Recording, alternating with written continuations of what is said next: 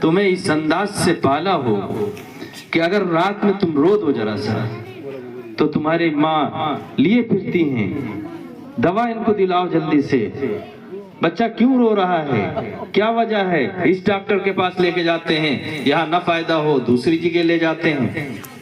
یعنی ماں باپ اس طرح سے فکر مند ہوں، باپ خرچے کا انتظام کر رہا ہے، پیسوں کا انتظام کر رہا ہے، اور ماں لیے پھر رہی ہے، بھاگ رہی ہے کہ بچہ روئے نہ، ٹھیک ہو جائے جلدی سے، میرے بچے کے سر میں درد ہے یا بخار ہے، معلوم نہیں کیا چیز ہے، رو رہا ہے، اس کا رونا دیکھا نہیں جاتا ہے، ماں بھی رونے لگتی ہے، باپ بھی رونے لگتا ہے کہ میرا بیٹا تڑپ رہا ہے، میرا بیٹا رو رہا ہے، پتہ نہیں اسے کیا تکلیف ہے۔ اور ایک وقت وہ آتا ہے کہ ماں روتی رہے، باپ روتا رہے، اس کی آنکھوں سے آنسو گرتے رہیں، اور وہی بیٹا جس کے لیے وہ ماں باپ تڑپ رہے تھے اور اس طرح سے بھاگے بھاگے پھر رہے تھے، وہ بیٹا اپنے ماں باپ کے آنسو کو دیکھنے والا نہ ہو، ماں باپ کی خیال کرنے والا نہ ہو۔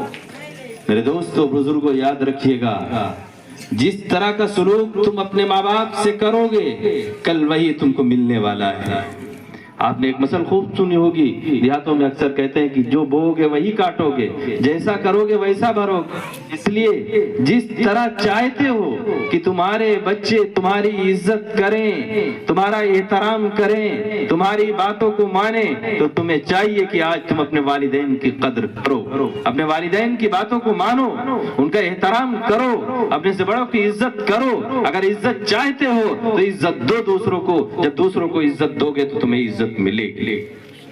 اپنے بچوں کی اچھی تربیت کرو، اچھی جگہ بھیجو، دینی تعلیم دلاؤ انہیں دینی تعلیم جب دلاؤ گے تو یہ بچے فرمانبردار بنیں گے، ماں باپ کو روتے ہوئے نہیں چھوڑ سکتے ہیں، خود تکلیف برداشت کر لیں گے لیکن اپنے ماں باپ کو تکلیف نہیں ہونے دیں گے۔ یہ بچے جب دیندار ہوں گے، ان کا مزاج دینی ہوگا، بھلے ہی آگے چل کے کچھ بھی بن جائیں، لیکن جب بچپن میں تعلیم انہوں نے مکتب میں حاصل کی ہے، مکتب میں ان کے اندر جو چیزیں سکھائی اور پڑھائی گئی ہیں، جو چیزیں بتائی گئی ہیں، ان کے ذہن کو بنا دیا گیا ہے کہ تم دینی بنو، آگے چل کے تم ڈاکٹر اور انجینئر، آئی ایس اور پی سی ایس کچھ بھی بن جاؤ، لیکن تمہارا مزاج دینی ہو۔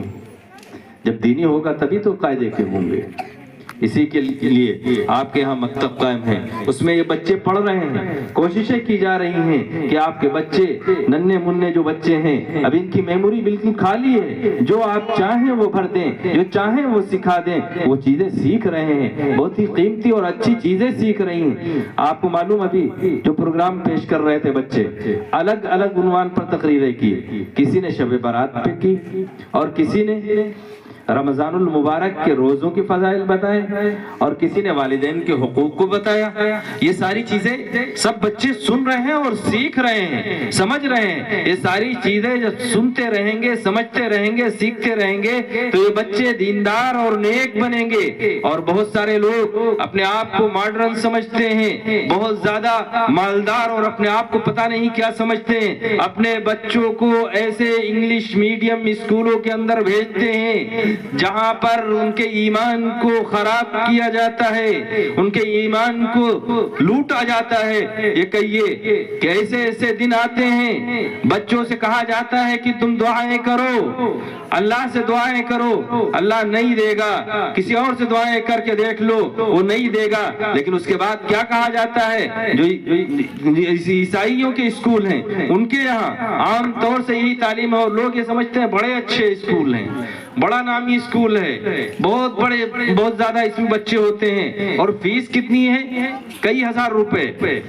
لوگ بتاتے ہوئے بڑا فخر محسوس کرتے ہیں کہ میرا بچہ فلاں کالج کے اندر پڑھ رہا ہے، اتنی فیس ہم دیتے ہیں تاکہ لوگ سمجھے بڑا مالدار ہے، فلاں کالج میں پڑھا رہا ہے، اور ان کو نہیں معلوم ان کے بچے کے ایمان کو خراب کیا جا رہا ہے۔ بتائیں گے بہت سے اسکولوں میں دیکھا بھی گیا ہے، ٹافیاں ایک اوپر رکھ دی جاتی ہیں، اس کا بٹن نیچے رہتا ہے، بچوں سے کہتے ہیں تم دعائیں مانگو، یسوع مسیح سے کہو ابھی دیکھو ملیں گی۔ اب وہ بچے جب وہی بیٹھے دعائیں مانگ رہے ہیں اور پھر کہتے ہیں یسوع مسیح مجھے ٹافی دے دو، مجھے یہ کر دو، تو یہاں سے بٹن دبایا جاتا ہے، بھر سے اوپر سے ٹافیاں گرتی ہیں۔ اب بچے خوش یسوع مسیح سے مانگو تو ملیں گے۔ یقین اور ایمان تمہارا کہاں جا رہا ہے؟ تمہارے بچوں کو کیا سکھایا جا رہا ہے؟ مانگنا تو رب العالمین سے چاہیے تھا، رب العالمین دینے والا ہے، وہی سب کچھ کرنے والا ہے، ہمیں سکھانا یہ چاہیے تھا، لیکن سکھایا کچھ اور جا رہا ہے۔ آپ کو معلوم ہے قطب الدین بختیار کاکی رحمت اللہ علیہ، ان کا ایک واقعہ مشہور ہے۔ یہ جب چھوٹے تھے بچپن میں ان کی والدین نے یہ سوچا کہ میں اپنے بچے کو نیک بناؤں، اچھا بناؤں، صالح بناؤں۔ اس کی فکر جب ہوئی کیسے پڑھائیں، بچے کو پڑھنے کے لیے بھیجتے، جب پڑھ کے آتا گھر میں یہ لوگ بھی سمجھاتے اور بچے سے کہتے کھانا کھانے سے پہلے کہ وضو کرو اور مصلی بچھاؤ، 2 رکعت نماز پڑھو اور پھر اللہ سے مانگو، پھر دیکھو اللہ دے گا۔ اور یہاں یہ کھانا پکا کے الماری میں پردے کے پیچھے رکھ دیتی، جب دعا مانگ چکتے تو ان سے کہتے اب پردہ ہٹا کے دیکھو اللہ رب العزت نے بھیجا ہوگا اسے کھا لو۔ اب وہ نکالتے کھانا اور روزانہ کھا لیتے اس طرح سے۔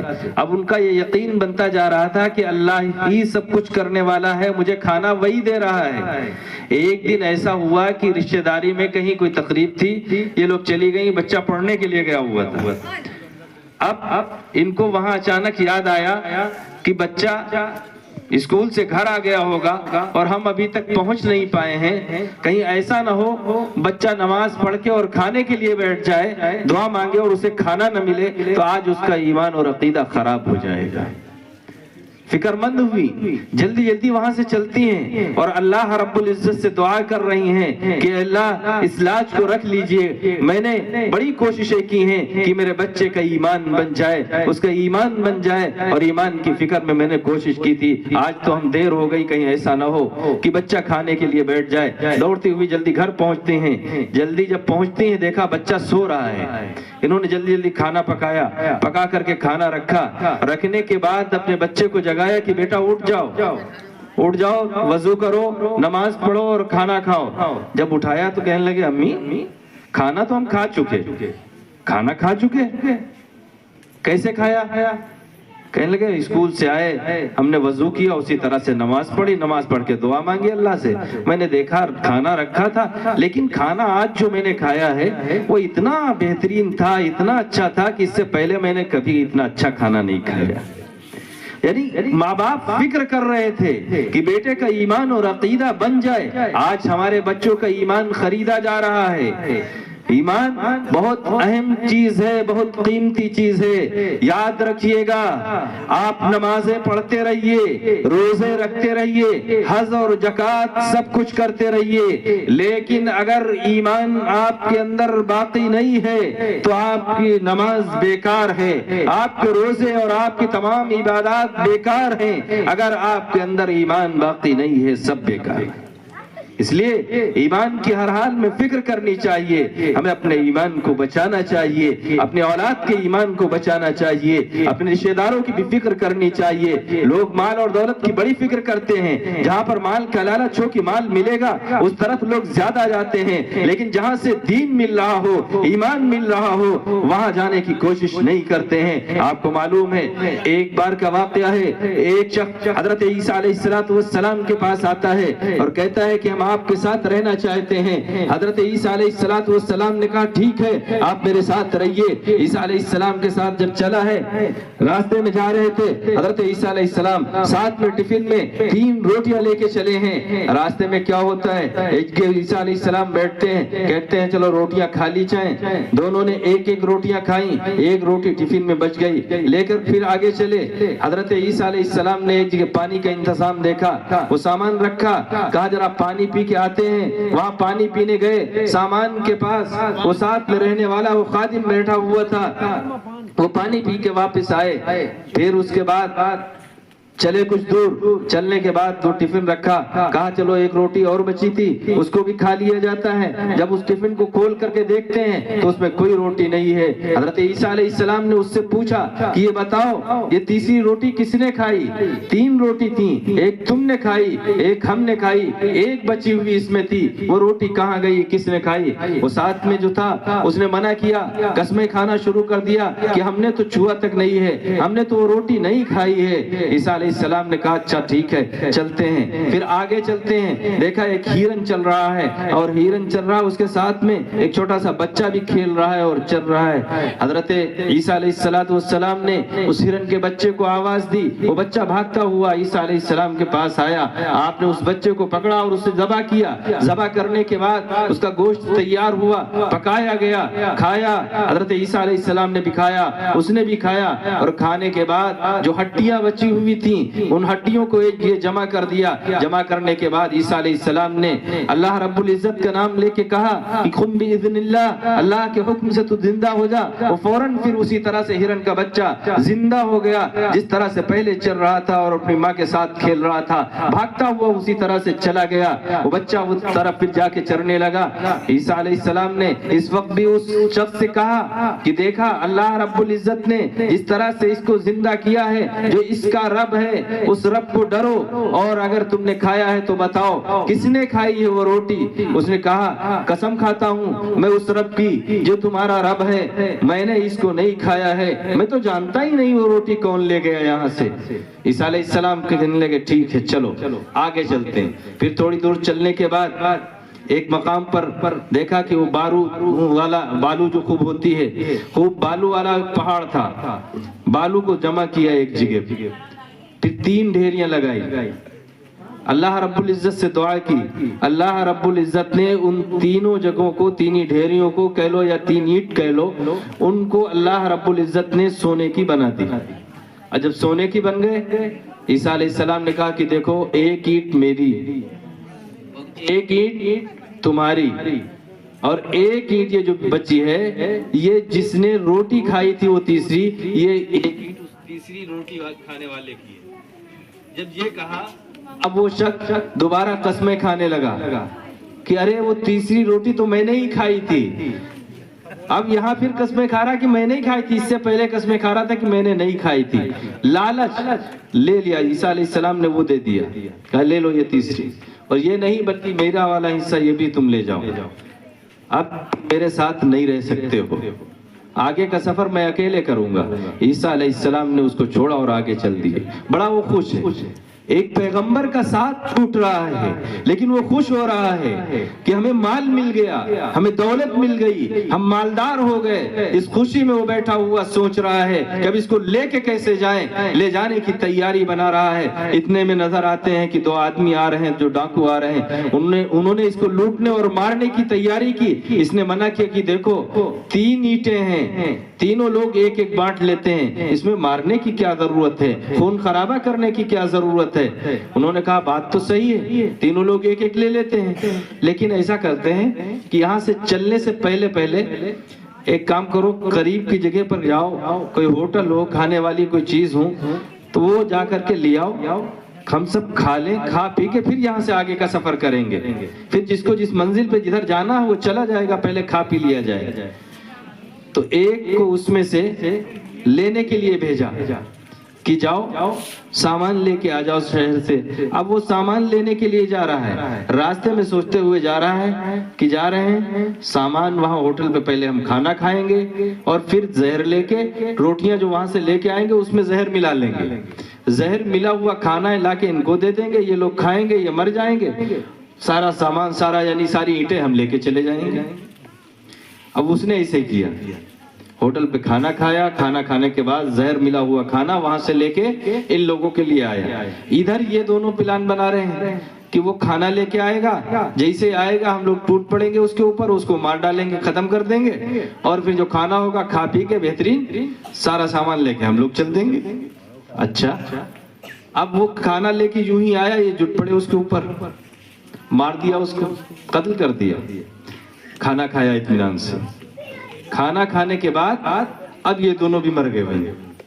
ان دونوں کا بھائی کام ختم, سامان رکھا ہوا, مال رکھا ہوا ہے. عیسیٰ علیہ السلام جب اس سے گزرے ہیں تو انہوں نے دیکھا ہے, انہوں نے افسوس ظاہر کیا ہے کہ بتائیے کہ یہ مال کا لالچ ہے, نہ مال ہی ملا ان کو اور نہ ایک پیغمبر کا ساتھ ملا, کہیں کے نہ رہے. تینوں کے 3 لالچی اس دنیا کو چھوڑ کے چلے گئے اور وہ مال ابھی بھی رکھا ہوا ہے.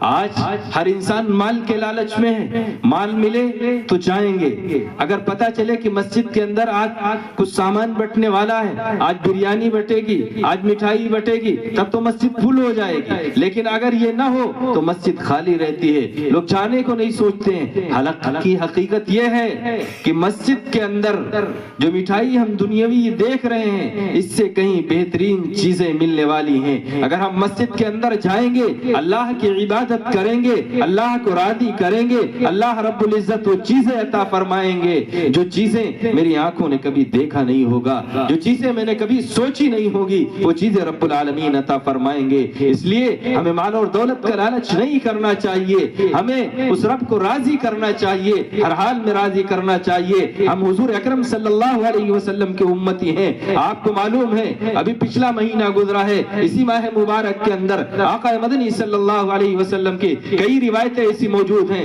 جس سے یہ پتہ چلتا ہے کہ حضور اکرم صلی اللہ علیہ وسلم کو اللہ رب العزت نے معراج کے اوپر بلایا تھا اور ایک تحفہ عطا فرمایا تھا، وہ نماز کا تحفہ تھا، وہ تحفہ عطا فرمایا آپ کو دیا گیا، اور امت محمدیہ صلی اللہ علیہ وسلم کے اوپر یہ خصوصی کرم اللہ رب العزت نے فرمایا کہ یہ امت نماز پڑھے صرف 5 وقت کی اور اسے ثواب دیا جائے 50 وقت کی نماز کا۔ یہ خصوصیت کسی اور کو عطا نہیں فرمائی گئی، یہ خصوصیت اگر دی گئی ہے تو صرف امت محمدیہ صلی اللہ علیہ وسلم کو اللہ رب العزت نے عطا فرمایا کہ نماز 5 وقت کی پڑھے، ثواب 50 وقت کا ملے۔ اور صرف یہی نہیں، اس کی عمریں کم ہیں، زندگیاں کم ہیں اس امت کی، لیکن اللہ رب العزت نے اس کو کمانے کا موقع خوب دیا ہے۔ ایسی ایسی راتیں اللہ رب العزت نے عطا فرمائی ہیں کہ ان راتوں سے فائدہ اٹھا لو، یہ آفر آئے ہیں، ان آفروں سے فائدہ اٹھا لو۔ کبھی رمضان المبارک آتا ہے، کبھی رمضان المبارک کے اندر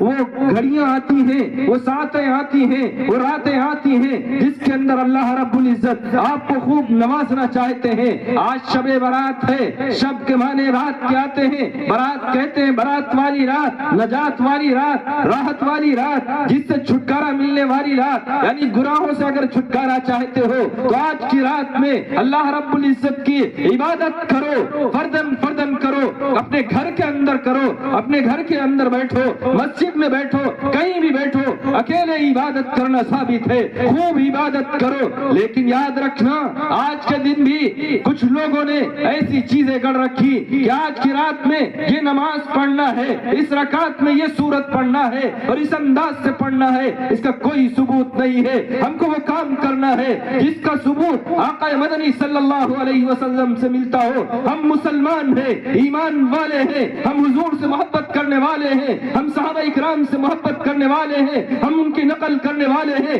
جو حضور نے کیا ہے، جو صحابہ اکرام نے کیا ہے ہم وہی کریں گے، جو انہوں نے نہیں کیا ہے ہم وہ نہیں کریں گے، جس سے روکا ہے ہم اس سے رکنے والے بن جائیں گے، تبھی تو ہم حضور سے محبت کرنے والے ہوں گے، تبھی تو اللہ رب العزت ہم سے راضی ہوں گے اور خوش ہوں گے، تبھی تو ہم جنت میں جانے والے بنیں گے۔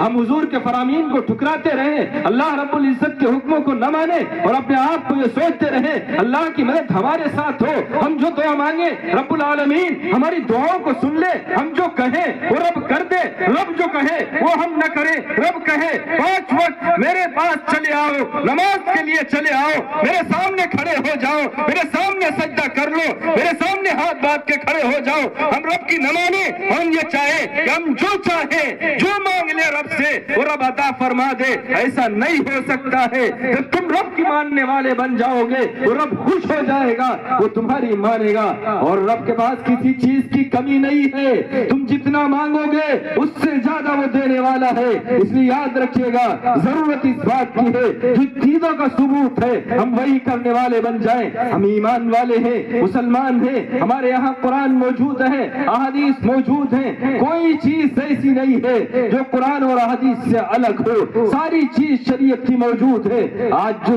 الگ کی چیزیں ہیں لوگوں نے گڑھ رکھی ہیں، بتا رکھی ہیں۔ آپ کو معلوم ہے ایک دور تھا جب آپ کے یہاں نوابوں کی حکومت ہوا کرتی تھی، سب نواب ہوا کرتے تھے، اور وہ نواب کیا کرتے تھے، تمہارے یہاں اگر گاؤں میں کوئی پڑھنے والا ہے، کوئی بھی سنی مسلمان ہے، اس کو اپنے یہاں ملازم رکھ لیتے تھے، اور جب وہ ملازم ہو جاتا 1 روپیہ اور 50 پیسہ ملازمت مہینے کی چلتی تھی، اس طرح سے رکھ لیتے وہ ملازم ہے, کوئی کام ہو تو ٹھیک ہے, نہ ہو تو ٹھیک ہے, تم ملازم ہو میرے یہاں, تم کو رہنا ہے. اور پھر جب اس طرح کی چیزیں ان کے مذہب کی آتی, جو ان کے یہاں کی آتی, ان کی شریعت اور ان کی چیزیں آتی, ان چیزوں کے موقع پر تم کو الگ سے کچھ پیسے بڑھا کر کے دیے جاتے کہ جاؤ آج مٹھائی لے جانا, جاؤ آج گھر پہ ملیدہ بنا لینا, یہ چیزیں کر لینا, آج خوشی کا دن ہے, آج غمی کا دن ہے, آج یہ منانا ہے اور آج یہ منانا ہے. جب مٹھائی کے لیے پیسے مل رہے ہیں, والد بھی خوش ہے, گھر پہنچتا ہے,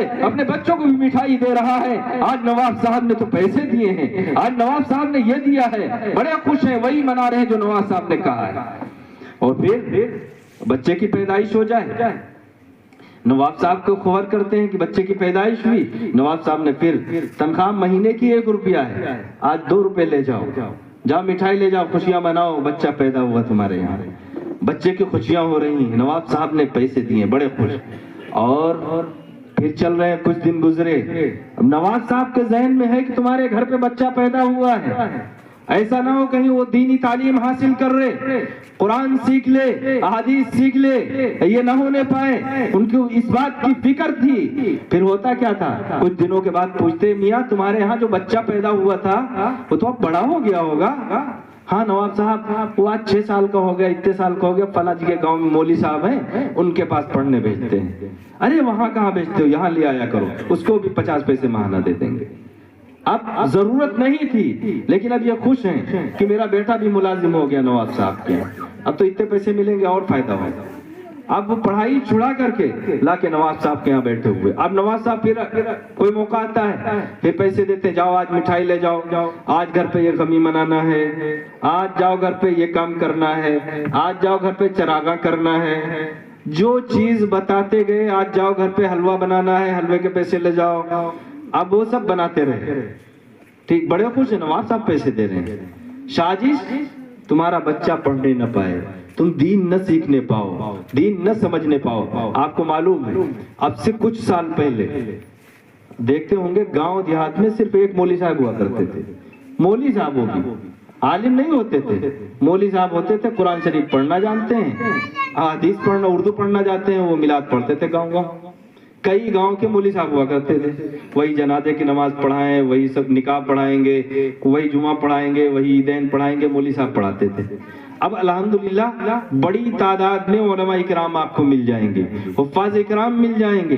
اب وہ دور آیا ہے کہ اب روک نہیں سکتے ہو. اب 10 سال اور 11 سال لگا کے عالم دین جب قرآن کو پڑھتے ہیں, قرآن کو سمجھتے ہیں, ان کے معنی اور مطالب کو سمجھ کر کے آپ کے سامنے آتے ہیں, بتاتے ہیں کہ یہ چیز غلط ہے, اس کو نہ کیا جائے, تو بہت سارے لوگ کہتے ہیں واہ واہ, ہمارے باپ دادا سب یہی کرت چلے ہیں, آج نئے نئے کہا تھا یوں جائز نہیں, یوں جائز نہیں, یوں جائز نہیں.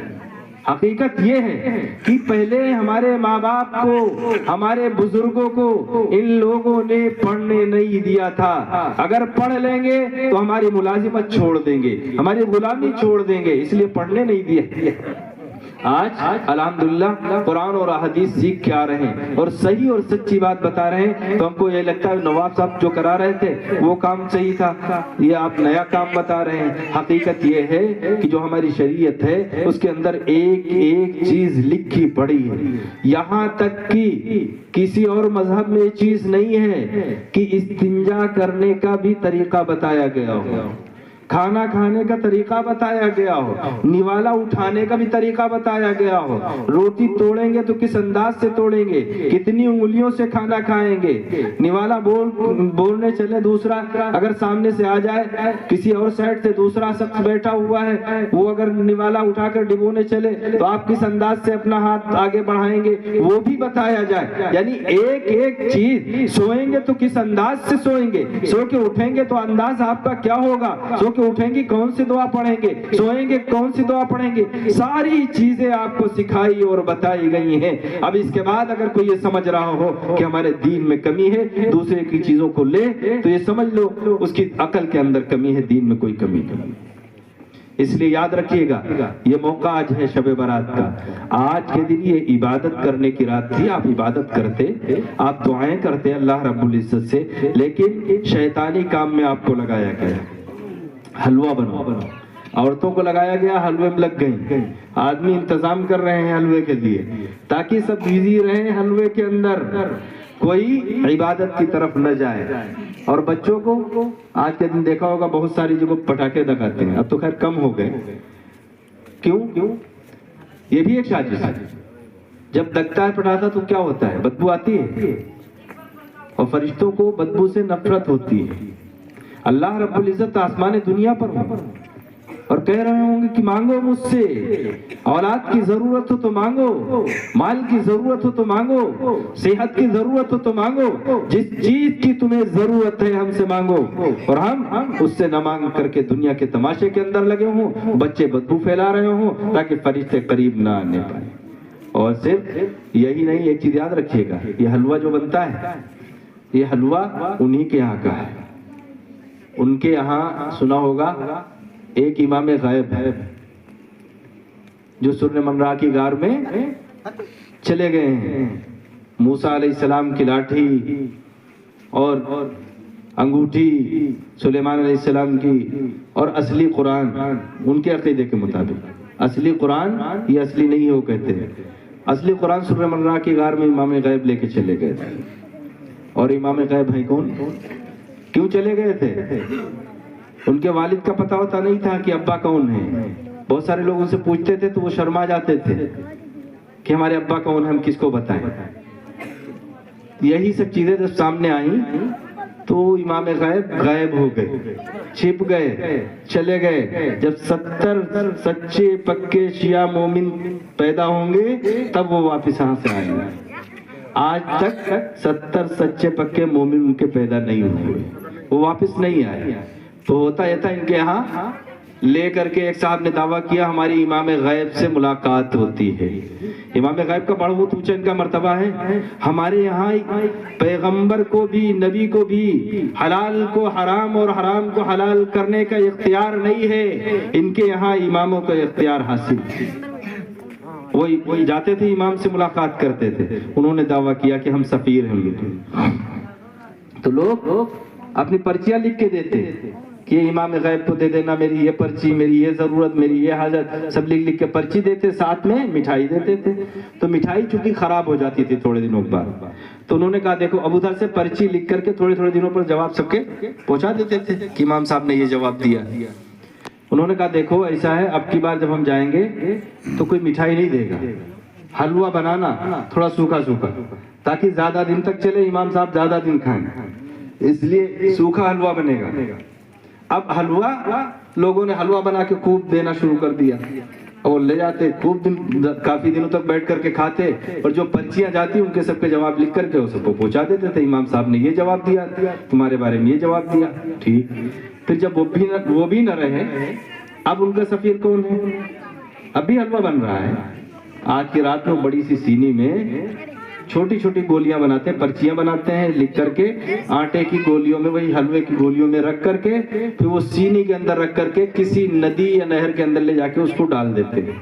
اور ان کا عقیدہ یہ ہے کہ اس کو ہم نہر میں ڈالیں گے، ندی میں ڈالیں گے تو جو مچھلیاں ہیں وہ اب ان کی سفیر ہیں۔ مچھلیاں اس کو لے جا کر کے جو پہاڑی کے اوپر غار ہے سر منرا کی، اس غار میں لے جا کے یہ پرچیاں ہماری امام صاحب کو پہنچا دیں گی، وہ ہماری حاجت پوری ہو جائے گی۔ یعنی عقل اتنی بھی کام نہیں کر رہی ہے، وہ پہاڑ پہ ہیں غار میں، یہاں سمندر کی مچھلیاں لے کے جا رہی ہیں، وہاں پہنچا رہی ہیں۔ دیکھا ہوگا ان کے یہاں جہاں بھی محل بنے ہوں ایسی چیزیں ہوتی ہیں، اکثر گیٹ کے اوپر مچھلی بنی رہتی ہے، یہ بڑی عظمت والی اس کو سمجھتے ہیں۔ تو میرے دوستوں اور بزرگوں، یہ چیز ان کے یہاں کی تھی، وہی رہنے دیجئے۔ جو ہمارا کام ہے وہ ہم کریں، ہم مسلمان ہیں، حضور سے محبت کرنے والے ہیں، صحابہ کرام سے محبت کرنے والے ہیں، صحابہ کرام نے جو کیا ہے ہم وہی کریں گے، حضور نے جو کہا ہے ہم وہی کریں گے، حضور کی سنتوں پر عمل کریں گے، تبھی اللہ رب العزت ہم سے راضی ہوں گے۔ اور اگر ہم نے حضور کے کہنے کے مطابق حضور کی باتوں پر عمل نہ کیا، اللہ رب العزت کے فرامین پر عمل نہ کیا، حضور اکرم صلی اللہ علیہ وسلم کے طریقے کو نہ اپنایا تو اللہ رب العزت کل وہی فیصلہ کریں گے، ہم جن کی نقل کر رہے ہوں گے، جن کے ساتھ جا رہے ہوں گے، ہمارا حشر بھی انہی کے ساتھ کر دیا جائے گا۔ دعا کیجئے اللہ رب العزت سے کہ اللہ تعالی ہم سب کی حفاظت فرمائے اور کہنے اور سننے سے زیادہ عمل کرنے کی توفیق عطا فرمائے۔ وآخر دعوانا الحمدللہ رب العالمین۔ آپ حضرات بہت ہی اطمینان اور سکون کے ساتھ بیٹھے رہیے گا۔ ہمارے درمیان میں بہت ہی محترم شخصیت حضرت مولانا مفتی عزیر صاحب دامت برکاتہم تشریف رکھتے ہیں۔ آپ حضرات کو بہت ہی غور کے ساتھ اور اطمینان کے ساتھ دھیان سے آپ کی تقریر کو سننا ہے تاکہ اس سے بہت ساری چیزیں آپ کو ملیں گی، بہت ہی قیمتی چیزیں ملیں گی۔ میں تو چند منٹ آپ کے سامنے بیٹھ گیا تھا۔ اللہ رب العزت ہم سب کو کہنے اور سننے سے